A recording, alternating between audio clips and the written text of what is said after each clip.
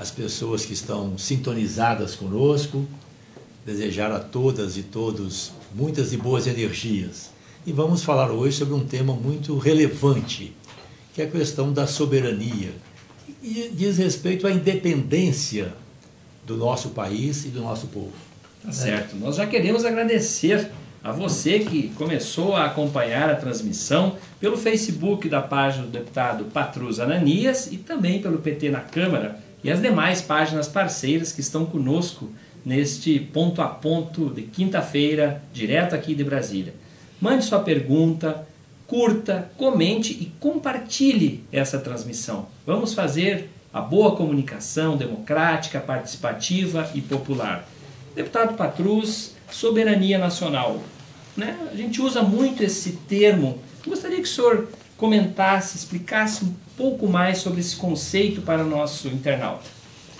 Claro que nós vivemos num contexto mais amplo, que é o planeta Terra, a humanidade, com os quais nós temos também compromissos, né? É o mesmo ar que nós respiramos, os mesmos mares, mas nesse contexto mais alargado do planeta, nós temos os países com a sua cultura, com a sua identidade, com a sua história, onde vivem pessoas, famílias, comunidades que têm um passado comum, que têm um projeto também comum, né? Muitas vezes a mesma língua e valores relacionados com essa identidade nacional, como é o caso do nosso país. Aqui no Brasil nós temos a nossa história, a nossa identidade. Eu, como ministro do Desenvolvimento Social e Combate à Fome, Leite, no governo do presidente Lula, quando nós retiramos o Brasil do mapa da fome e implementamos as políticas de justiça social, eu tive uma oportunidade inesquecível. Eu passei a conhecer todo o Brasil. Eu visitei todos os estados e muitos deles, se não todos, mais de uma vez. Né? E visitei por dentro, o interior, cidades menores, zona rural, a periferia das grandes cidades, e em todos os cantos do Brasil, em todos os estados do nosso país, eu me senti em casa. Sobretudo quando cantávamos juntos o hino nacional brasileiro, esse sentimento de pertencimento, né? Nós temos uma história e um destino comuns, né? É isso que nós precisamos preservar. A leitura que eu faço hoje é que nós estamos entregando o nosso país, entregando as nossas riquezas, o nosso patrimônio, comprometendo o futuro do Brasil. Não adianta, a meu ver, Leite, vai fazer, né, é importante sim o respeito, cantarmos o hino nacional, hastearmos e reverenciarmos a bandeira do Brasil, as cores do Brasil, mas aprendi, na melhor tradição cristã, que a fé sem obras é vã. Então, é fundamental que essa relação com os símbolos da pátria se traduza efetivamente em políticas efetivas. E quando nós falamos de soberania nacional, independência do nosso país, nós falamos também de soberania popular. A nossa Constituição adota as duas expressões, soberania nacional, soberania popular.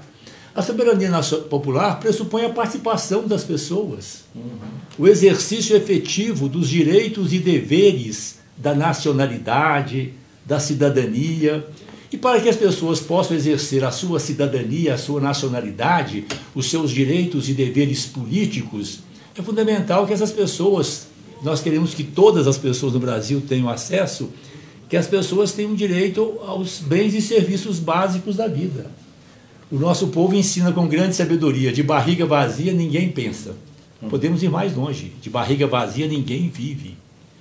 Nós sabemos que a prática das virtudes republicanas, democráticas, o exercício efetivo da nacionalidade, do patriotismo, pressupõe que as pessoas tenham dignas condições de vida, acesso à alimentação saudável, moradia digna, trabalho decente, acesso à educação, à saúde, à segurança pública. Então, esses direitos que constituem a cidadania são essenciais para nós formarmos a soberania popular. Tá certo. Nós estamos ao vivo aqui conversando com o deputado federal Patrus Ananias, do PT de Minas Gerais, pelas páginas do Facebook do deputado Patrus, PT na Câmara, e também pelas páginas parceiras do PT na Câmara. Pedimos que você compartilhe, comente e mande sua pergunta aqui também para o deputado, que aliás já chegou uma aqui que logo nós vamos fazer, Francisco Azevedo. Obrigado aí pela sua participação. Mas, deputado, falando em soberania nacional, o senhor está organizando, né, a reedição da Frente Parlamentar Mista em defesa da soberania nacional. Como é que está esse processo, deputado? Nós tivemos, né, Leite, no ano passado, a Frente Parlamentar Mista em defesa da soberania nacional, que nós encaminhamos com a participação de outros partidos, né, lideranças e militantes de outros partidos políticos. A presidência ficou, inclusive, com o então senador Roberto Requião, que é um grande nacionalista, um defensor, né, dos interesses do nosso Brasil.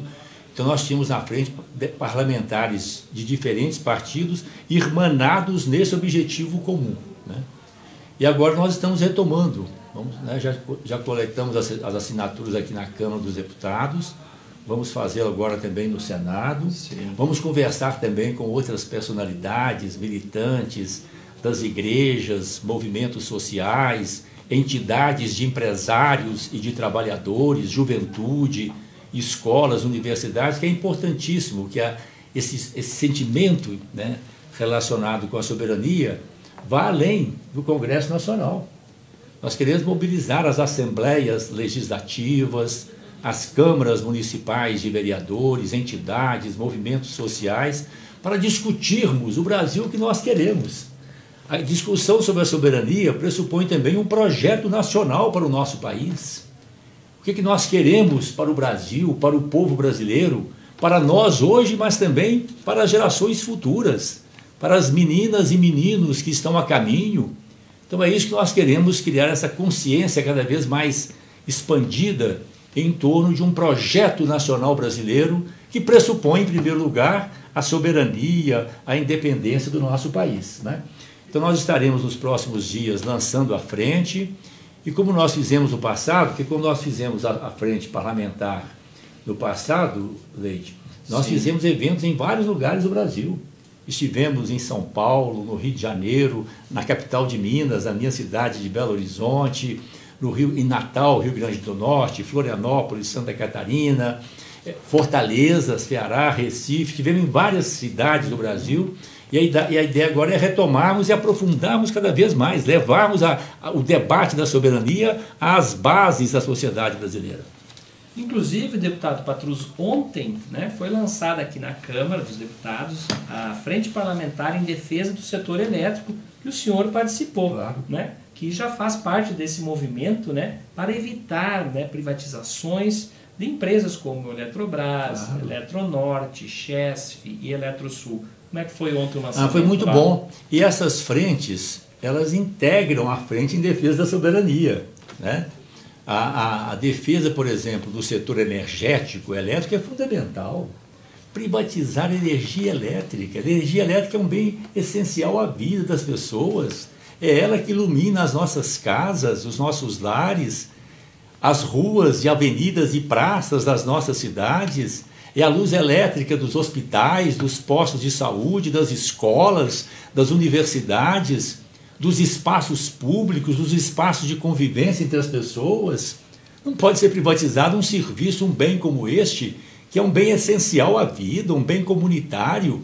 Além do mais, a base da nossa energia elétrica, Leite, é a água, né? Sistema hidrelétrico. Privatizar o setor energético é privatizar as águas, que é um bem sagrado, um bem fundamental na vida das pessoas, portanto, um bem fundamental à soberania e ao desenvolvimento do Brasil, né? Nós sabemos que hoje a água está se tornando perigosamente um bem escasso, né? Então, nós queremos também colocar esses temas em discussão e preservar efetivamente a riqueza e o patrimônio nacional. Nós estamos vendo hoje, além da ameaça de privatização do setor energético, do setor elétrico, a entrega das nossas riquezas, o pré-sal, né? A Petrobras, né? Os Correios, Falam também em privatizar os bancos públicos, o Banco do Brasil, a Caixa Econômica Federal, que cumpre um papel tão importante no Brasil. Eu, por exemplo, fui criado no interior de Minas, meu pai era fazendeiro, fui criado na roça. Desde menino eu acompanho o trabalho que o Banco do Brasil faz, por exemplo, no apoio à agricultura, agricultura familiar, aos fazendeiros e mesmo às propriedades rurais maiores. Aprendi também a ver o trabalho da Caixa Econômica Federal, entre outros, no setor habitacional, Minha Casa Minha Vida. Um grande desafio que nós temos é garantir ao nosso povo esse direito fundamental, o direito à casa própria. Então é um conjunto de ações que realmente estão em torno da soberania nacional. Por isso que eu disse, Leite, que a soberania nacional está vinculada ao projeto nacional, está vinculada ao desenvolvimento econômico, desenvolvimento social, político, cultural e ambiental do Brasil. Nós queremos aqui responder, deputado Patrus, um bom dia aqui também para a Noema Maria da Silva, que deseja um bom dia e Lula livre. Bom dia, Noema, saudações, estamos juntos nessa luta, Lula livre. O Paiva Vicente também, Lula livre. O Ronaldo Carlos Tauá, lá do Ceará, de Tauá. Eu conheço bem lá, a gente estive lá em Tauá. Já teve em Tauá, deputado? Olha só. O Carlos... Próximo a Crateús. Próximo a Crateús. Olha, a geografia a memória é boa, né? O deputado que foi ministro, né? Que andou... Temos cultura bis de Crateús, Dom Fragoso. Olha aí, que maravilha. O Carlos Borelli também pede Lula livre. O José Andra dando um bom dia. São Paulo, aqui, São Bernardo do Campo presente. Que bom também, São Bernardo, as nossas lutas, o presidente Lula.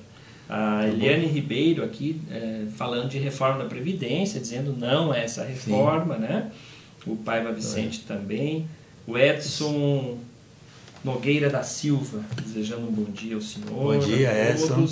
E aqui, deputado, a pergunta ela foge um pouco da conversa, mas ela é relevante, né? Do ponto de vista humano, inclusive. Francisco Azevedo diz assim: deputado Patrus Ananias, é possível levar um projeto para que o comércio, como supermercados e outros, não abram aos domingos, para que os trabalhadores tenham um dia de descanso? Muito obrigado, aguarde sua resposta. Francisco Azevedo.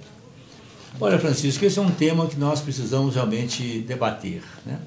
Eu fui, durante um bom tempo da minha vida, advogado sindical. Sempre advoguei para sindicatos de trabalhadores, movimentos sociais, associações comunitárias. Comecei a minha carreira acadêmica como professor de Direito do Trabalho e sempre nessa linha de defesa vigorosa dos direitos das classes trabalhadoras, né? Das pessoas que vivem do seu trabalho, do seu esforço, do seu suor, né? E é fundamental que nós preservemos as conquistas trabalhistas no Brasil. Eu participei ativamente da comissão que discutiu a deforma trabalhista. Infelizmente, fomos derrotados e tivemos um retrocesso lamentável, né? Em algum sentido até anterior ao período do direito do trabalho. Eu me lembro que na comissão que discutiu a chamada reforma, que eu considero uma deforma trabalhista, eles diziam, os defensores da reforma: não, nós temos que mudar a CLT, porque é 1943, claro que nós temos que aperfeiçoá-la, adaptá-la às novas realidades, mas preservando os grandes princípios do direito do trabalho e de proteção do trabalhador. Então eu dizia para eles: olha, nós estamos retrocedendo não em 1943, quando Getúlio Vargas fez o decreto da CLT, nós estamos retornando ao século XIX, ao período anterior ao direito do trabalho. Na medida em que nós estamos relegando, né, jogando no chão princípios basilares do direito trabalhista, né? Da mesma forma que estamos fazendo agora também com essa deforma da Previdência, né? Então eu penso que, agora a questão do trabalho aos domingos, eu penso que deve ser objeto de uma reflexão. O repouso semanal remunerado, né? Férias, né? A jornada de 8 horas, devemos lutar inclusive pela redução da jornada semanal, sempre nessa luta também, né? Para que os trabalhadores tenham tempo para o convívio familiar, tempo de estudo, de leitura, de convívio comunitário, de vivência das suas convicções religiosas, cívicas, né? É importante nós discutirmos, sim, progressivamente a redução também da jornada semanal de trabalho. Agora, a questão dos domingos merece uma reflexão. Eu confesso para você que não tenho uma posição fechada ainda, na medida em também que muitas pessoas, às vezes, precisam do domingo para fazer as suas compras. É importante também nós abrirmos, às vezes, as cidades aos domingos como forma de garantir a cidadania, como forma de contrapor também a questão da violência, porque eu sinto, às vezes, que nos feriados, domingos, as cidades se fecham, né? Especialmente o centro da cidade, os espaços comerciais, né? Os shoppings abrem, às vezes mais tarde um pouquinho, mas abrem. Eu tenho pensado muito nisso, como garantir a presença das pessoas nas ruas, nas praças, nas avenidas, nos espaços comerciais, até mesmo também nas escolas, para nós garantirmos essa convivência pessoal, familiar, comunitária todos os dias. Então essa é uma questão que merece sim uma certa reflexão, mas o meu compromisso primeiro é com os direitos da classe trabalhadora. O Carlos Eduardo Silveira Gonçalves, lá de Belo Horizonte, faz a seguinte afirmação: Patrus, quando prefeito de Belo Horizonte, iniciou toda a política de valorização das creches. Somos gratos ao Patrus. O movimento de luta pró-creche reconhece a luta do Patrus quando foi prefeito de Belo Horizonte. Carlos Eduardo Silveira. Um abraço, Carlos Eduardo. Então você tocou num assunto que fala muito do meu coração. Realmente nós fizemos um belíssimo trabalho na Prefeitura de Belo Horizonte, um trabalho coletivo, a democracia participativa, o orçamento participativo, a inversão de prioridades, né? Governar para todos, mas priorizando as pessoas, as famílias, as comunidades, as regiões da cidade historicamente menos assistidas, mais empobrecidas, né? Os grandes avanços na educação, na saúde, aí inclui a questão das creches também. Mas aqui, Leide, eu quero fazer um registro para essa homenagem, inclusive, à minha companheira Vera. Surgiu em Belo Horizonte, que é importante lembrar, para mostrar a importância também da sociedade, das pessoas de boa vontade, do trabalho coletivo, né? Nos anos 1970, estávamos ainda na ditadura, mas retomando com os movimentos sociais, as comunidades eclesiais de base, os movimentos ligados às igrejas efetivamente comprometidas com a vida, com a justiça, com o bem comum. Quando surgiu em Belo Horizonte, e a Vera participou ativamente desse processo, no final dos anos 70, o MLPC, olha, o Movimento de Luta Pró-Creche. Centenas de creches foram feitas em Belo Horizonte, organizadas a partir das pessoas, inclusive mulheres, e aqui em homenagem também à nossa inesquecível Dona Diva, lá em Belo Horizonte, né? Uma pessoa esplêndida, uma mulher pobre, né? Popular, negra, que emergiu no movimento social, Dona Diva. Então surgiu esse movimento muito bonito, em que a própria sociedade se organizava para cuidar das crianças, em face da omissão do Estado, como estão fazendo hoje novamente, né? Quando nós assumimos a prefeitura, nós incorporamos esse legado e fomos avançando com as creches, no sentido de tornar também creches públicas.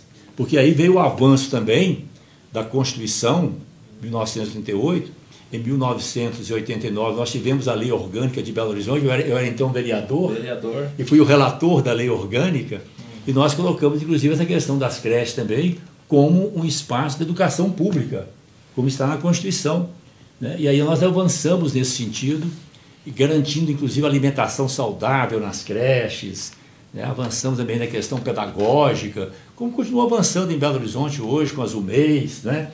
Eu penso que é um processo muito bonito, mas não poderia deixar de prestar essa homenagem a essas mulheres batalhadoras que começaram esse belíssimo movimento que tanto me marcou, que foi o Movimento Popular de Luta Pró-Creche, o MPLC.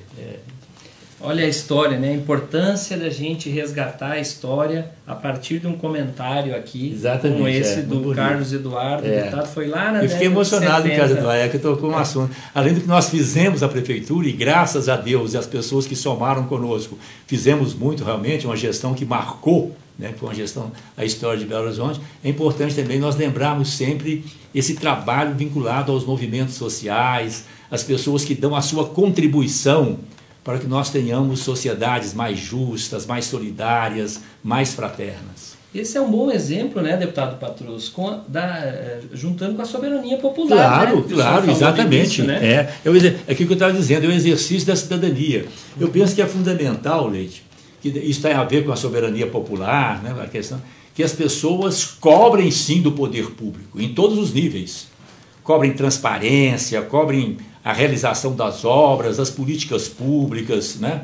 Cobrem as promessas de campanha, fundamental em todos os níveis, seja no nível municipal, estadual, nacional. O poder público deve prestar conta dos seus atos e as pessoas devem exigir essa transparência, né?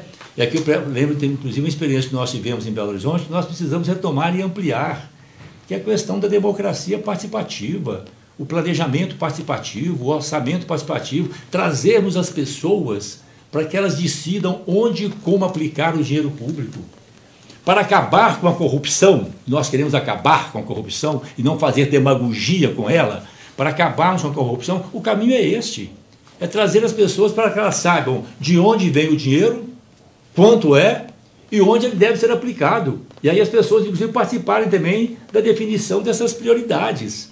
Então é fundamental essa cidadania questionadora do poder, mas é fundamental também, a meu ver, que as pessoas, ao mesmo tempo que devem reivindicar os seus direitos e os direitos coletivos, comunitários, fiscalizar o poder público em todos os níveis, eu acho fundamental também que cada um de nós se pergunte o que é que eu posso fazer.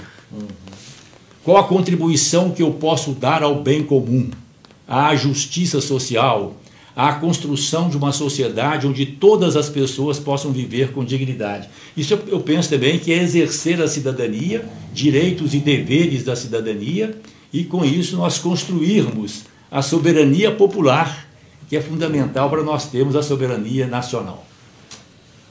Olha, o relógio muitas vezes é inimigo da boa prosa, né? O deputado tem um compromisso daqui a 5 minutos. E um compromisso importante lembrar que a CPI, eu estou participando da Comissão Parlamentar de Inquérito que está apurando a tragédia criminosa de Brumadinho.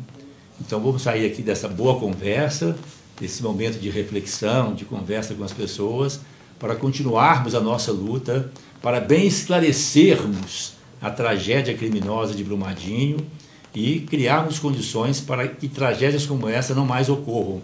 Tragédia humana, centenas de vidas, atingindo centenas, milhares de pessoas, de famílias que não morreram, mas que perderam entes queridos, que perderam seus bens, pequenas propriedades, agricultura familiar, tragédia que atingiu também comunidades indígenas, quilombolas, tragédia humana, social e tragédia ambiental, como foi também a tragédia criminosa de Mariana. Lá foi o Vale do Rio Doce, em Brumadinho é o Paraopeba, que é um afluente do Rio São Francisco, o rio da unidade nacional. Então nós estamos colocando também mais uma vez a questão das águas, a questão da vida, né?